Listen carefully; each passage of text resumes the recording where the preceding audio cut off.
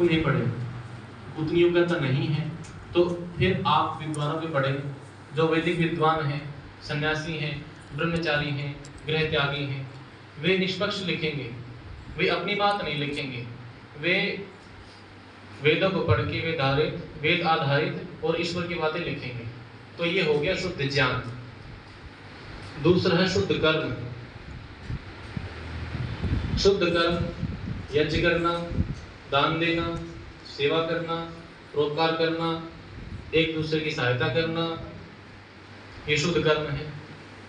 और इसके विपरीत झूठ बोलना, छल करना, कपट करना, ये अशुद्ध कर्म है।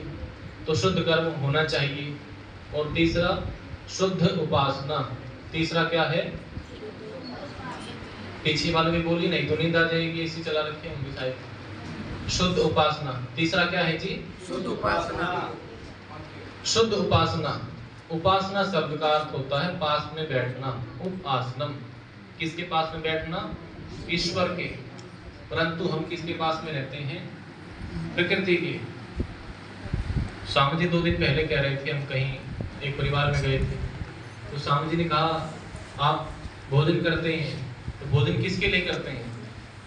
आत्मा के लिए, शरीर के लिए। शरीर हमारा पड़ोसी है, जाता तो शरीर में है, शरीर को बल मिलता है। आत्मा शरीर में है तो इसको खाना पड़ता है। और आत्मा का भोजन क्या है? ज्ञान और आनंद। ज्ञान और आनंद आत्मा का भोजन है। वो तो करते नहीं और दूसरी चीज खाते हैं। जलेबी आत्मा का भोजन नहीं है, तो शरीर का है। हम अपने पड़ोसी को खिलाते रहते हैं, खुद खाते नहीं, तो पड़ोसी को